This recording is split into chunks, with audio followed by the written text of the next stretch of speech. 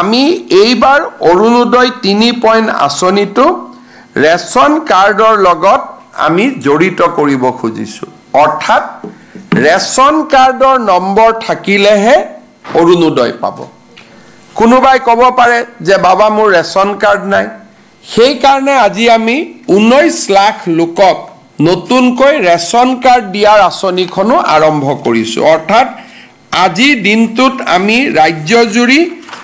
19 লাখ পৰিয়ালক 19,92,167 জন ব্যক্তিক পৰিয়াল বুলি হিচাপ কৰিলে 4 দি হৰণ কৰিব লাগিব 5 দি হৰণ কৰিব লাগিব কিন্তু প্ৰায় 20 লাখ ব্যক্তিক আজি আমি ৰেচন কাৰ্ড দিয়াৰো কাম হাতত লম আৰু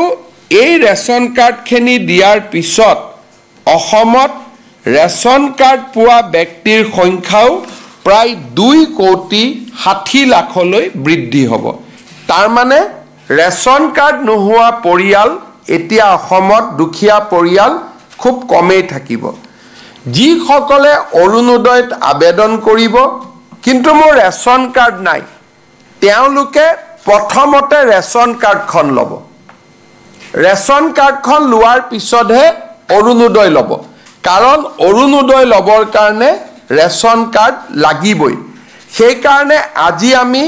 অকল অৰুণোদয় 3.0 আৰম্ভ কৰা নাই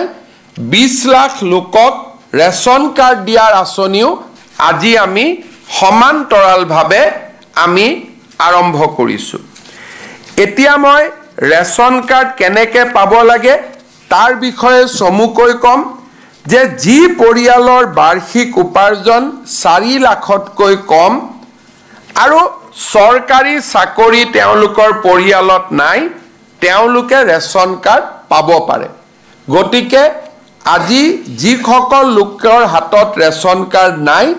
তেওঁলোকক মই পৰিয়াল পৰিচয় পত্ৰৰ বাবেও আবেদন কৰিবৰ বাবে আহ্বান জনাম আজিৰ পৰা আমি সেই কাৰ্যসূচীও আৰম্ভ কৰিছোঁ এতিয়া অৰুণোদয় 3 আমি কেনেকৈ গঠন কৰিব খুজিছোঁ অৰুণোদয় 1 আৰু 2 জুনে হিতাধিকাৰী আছিল তেওঁলোকে অৰুণোদয় 3ৰ বাবে নতুনকৈ আবেদন কৰিব লাগিব আমি জিলাক কৈছোঁ যে 1 আৰু 2ত পাই থকা হিতাধিকাৰীক 3টো ল'ব কিন্তু যদি ৰেচন কাৰ্ডখন নাই নাপাব যদি পৰিয়ালত চাকৰি হৈ গ'ল নাপাব যদি আমাৰ 4 চকীয়া ঘৰত বাহন হৈ গ'ল নতুনকৈ কিনিলোঁ তেতিয়া আমি নাপাম এই বিষয়ে মই আপোনালোকক বুজাব খুজিছোঁ যে অৰুণোদয় 3টো পাবৰ কাৰণে আমি কি কৰিব লাগিব মই প্ৰথমতে কৈছিলোঁ যে 10,000 কৰি আমি এটা সমষ্টিত অৰুণোদয় নতুন হিতাধিকাৰী দিম আৰু পুৰণা হিতাধিকাৰীখিনিও সংখ্যাটো থাকি যাব তাৰ মানে এতিয়া আমাৰ গোটেইখিনি যদি আমি হিচাপ কৰোঁ পুৰণা আৰু নতুন টোটেল 37,20,000 পৰিয়ালে অৰুণোদয় আঁচনি লাভ কৰিব অৰুণোদয় 3.0 নতুন আৰু পুৰণা মিলি আৰু ইয়াক যদি আমি 126 দি হৰণ কৰোঁ কম বেছি পৰিমাণে 30,000 পৰিয়ালে প্ৰতি সমষ্টিতে অৰুণোদয় লাভ কৰিব আমাৰ এখন জিলা পৰ্যায়ৰ কমিটি আছে তেওঁলোকে জিলাত বহি যোন সমষ্টিত জনসংখ্যা বেছি তাত অৰুণোদয় বেছি দিব যোন সমষ্টিত জনসংখ্যা কম তাত অৰুণোদয় কম দিব মই কাৰ্বি আলং জিলাৰ নতুন এটা সমষ্টি হৈছে তাত আমাৰ সৰ্বমুঠ লোক আছে 90,000 আনহাতে আমাৰ অসমত আন কিছুমান সমষ্টি আছে যাৰ ভোটদাতা 3 লাখ গতিকে 3 লাখ আৰু 80,000 দুইটাতে আমি এটা সামঞ্জস্য বহাব লাগিব আৰু সেই কাৰণে এভাৰেজ 30,000 কিন্তু কোনোবা সমষ্টিত 28,000 কোনোবা সমষ্টিত 32,000 লোকেও অৰুণোদয় পাব জিলা পৰ্যায়ৰ কমিটিখনে এই টাৰ্গেট বিতৰণ কৰিব ইয়াৰ পিছত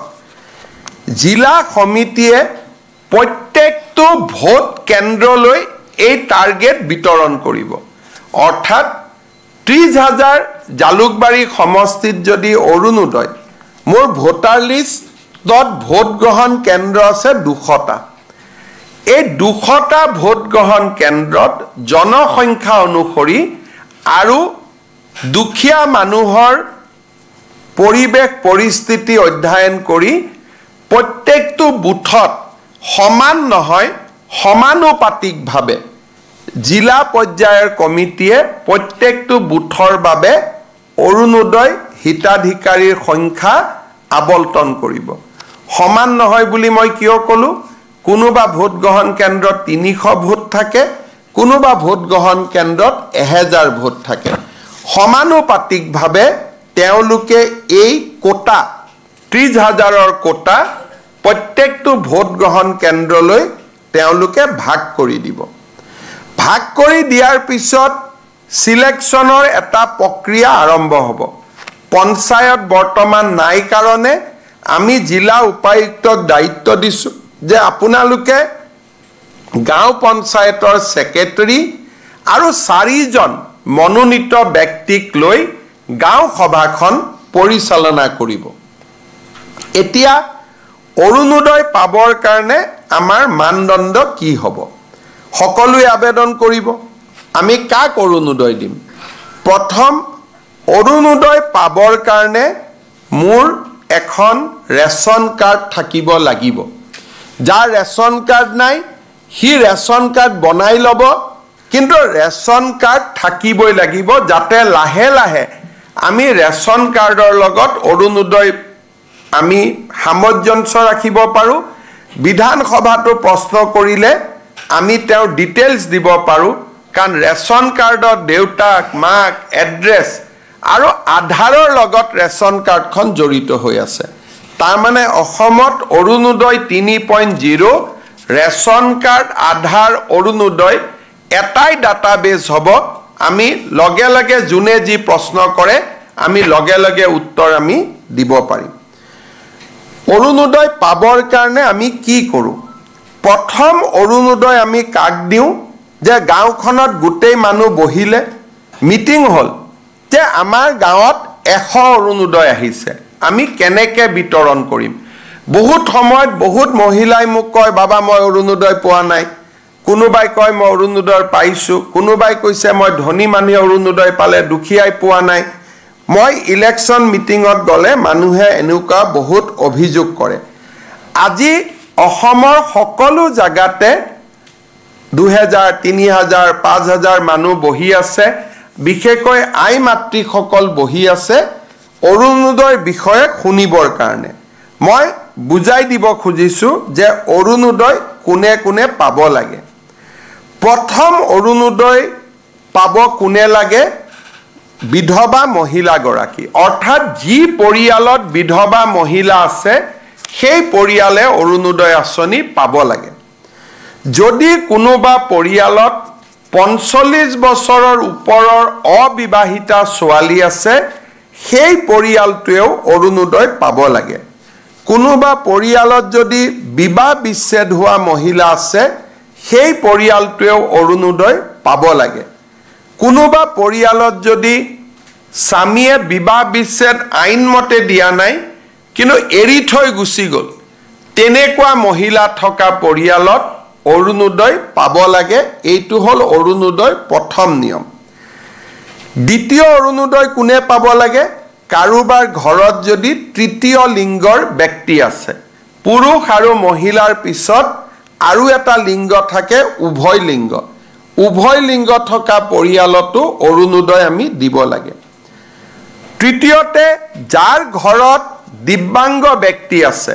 কাৰণ পৰিয়ালটোৱে দিব্যাংগ ল'ৰা ছোৱালী এটাক চাবৰ কাৰণে খৰচ কৰিব লাগে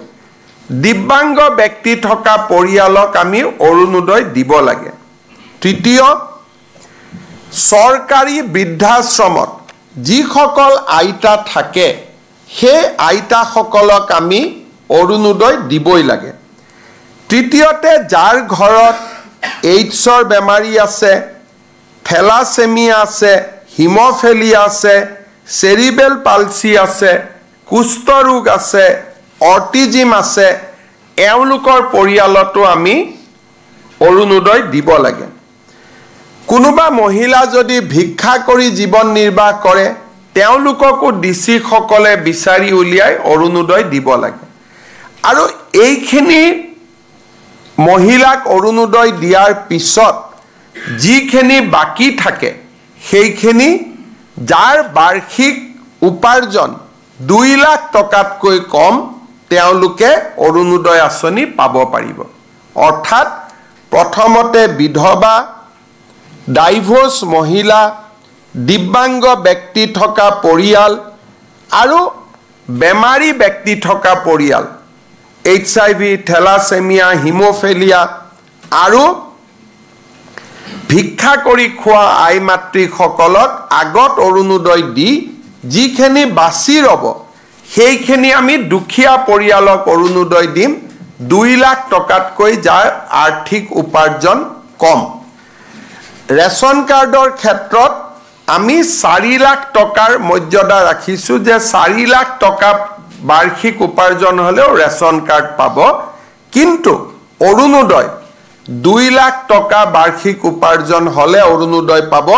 তাতকৈ বেছি টকা উপাৰ্জন কৰা পৰিয়ালে অৰুণোদয় নাপায় ৰেশন কাৰ্ডৰ ক্ষেত্ৰতো আমি এটা নিয়ম কৰিছো যে 2 লাখৰ তলৰ পৰিয়ালক প্ৰথমতে ৰেশন কাৰ্ড দিহে বাকি থকা ৰৈ যায় তেতিয়াহে আমি 4 লাখলৈকে যাম নহলে আমাৰ মানদণ্ড 2 লাখ টকাতে সীমাবদ্ধ হ'ব এতিয়া অৰুণোদয় কোনে কোনে নাপাব এই বিষয়ও আমি জনাটো উচিত আমাৰ মন্ত্ৰী বিধায়ক প্ৰাক্তন মন্ত্ৰী প্ৰাক্তন বিধায়ক এওঁলোকৰ পৰিয়ালে অৰুণোদয় নাপায় পঞ্চায়তী ৰাজৰ বৰ্তমানৰ সদস্য বা কোনোবাই যদি মেম্বাৰ অহা ইলেকশ্যনত জিকে বা প্ৰেসিডেন্ট সেক্ৰেটাৰী জিকে তেওঁলোকে নিজৰ নাম অৰুণোদয়ৰ পৰা বাদ দিব লাগিব আজিৰ দিনত পঞ্চায়ত নাই সকলোৱে ল'ব পাৰিব কিন্তু যদি তেওঁলোকে ভৱিষ্যতে পঞ্চায়তত মেম্বাৰ সদস্য প্ৰেসিডেন্ট হয় অৰুণোদয় আজি ললেও তেতিয়া তেওঁলোকে অৰুণোদয়টোৰ পৰা নিজৰ নাম গুচাব লাগিব যিসকলে মেম্বাৰ প্ৰেসিডেন্ট হম বুলি ভাবি থৈছে তেওঁলোকে পইণ্টটো মনত ৰাখিব চৰকাৰী চাকৰিয়াল পেছাদাৰী ব্যক্তি শিক্ষক পেনশনাৰ আন কোনেও অৰুণোদয় নাপাব আনকি অঙ্গনবাদী কৰ্মী আশা ওয়াৰ্কাৰেও অঙ্গনবাদী আমাৰ অৰুণোদয় নাপাব তেওঁলোকৰ কাৰণে আমি বেলেগকৈ চিন্তা চৰ্চা কৰি আছো কিন্তু অৰুণোদয় আঁচনিত চৰকাৰৰ পৰা উপাৰ্জন কৰা ব্যক্তিয়ে লাগিলে এটকা উপাৰ্জন কৰক লাগিলে 1 লাখ টকা উপাৰ্জন কৰক তেওঁলোকে অৰুণোদয় নাপাব এইটো হল অৰুণোদয় নিয়ম ঠিকাদাৰে অৰুণোদয় নাপাব আৰু অৰুণোদয় আমাৰ যাৰ ঘৰত 4 চকীয়া বাহন আছে 15 বিঘাতকৈ বেছি মাটি আছে এই ধৰণৰ কেইবাটাও নিয়ম কৰা আছে যোনে অৰুণোদয় আঁচনি নাপাব অৰ্থাৎ আমাৰ লক্ষ্য হল যাতে গাঁৱৰ আৰু চহৰৰ আটাইতকৈ দুখীয়া দৰিদ্ৰ মানুহখিনিহে পৰিয়ালখিনিহে অৰুণোদয় আঁচনি পাব পাৰে শ্ৰদ্ধাৰ উপস্থিত ভদ্ৰমণ্ডলী এই অৰুণোদয় আঁচনিখন ৰূপায়ণৰ বাবে আমি নিৰ্দিষ্ট দিনো আমি ঠিক কৰি দিছো আমি ভাবো যে অৰুণোদয় পুৰণা বেনিফিচিয়াৰী আৰু নতুন বেনিফিচিয়াৰী এই গোটেইখিনিক অৰুণোদয় 3ত সমাহিত কৰি লবলৈ আমি আজিৰ পৰা ব্যৱস্থা আৰম্ভ কৰিম 19 সেপ্টেম্বৰ 2024 পৰা আৰু আমাৰ লক্ষ্য যে আমি জানুৱাৰী মাহলৈ এই গোটেই selection form fill up affidavit এই গোটেই কামখিনি আমি সমাপন কৰিব পাৰিম এতিয়া কোনোবাই প্ৰশ্ন কৰিব যে জানুৱাৰীত অৰুণোদয় 3 আহিব তেতিয়ালৈকে বৰ্তমানৰ হিতাধিকাৰীসকলে অৰুণোদয় পাই থাকিবনে নাই যেতিয়ালৈকে নতুন অৰুণোদয় তালিকা নাহে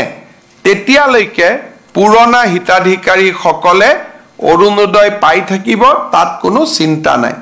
কিন্তু পুৰণা হিতাধিকাৰীসকলেও নতুন অৰুণোদয় পাবলৈ নতুনকৈ আবেদন পত্ৰ কৰিব লাগিব কাৰণ অৰুণোদয় 3 কমপ্লিটলি নতুন হ'ব প্ৰত্যেক সমষ্টিত আগতে 20,000 পৰিয়ালে অৰুণোদয় পাই আছিল এতিয়া আৰু 10,000 পৰিয়ালে পাব ৰাজ্যখনত 12,60,000 নতুন অৰুণোদয় হিতাধিকাৰী জড়িত হ'ব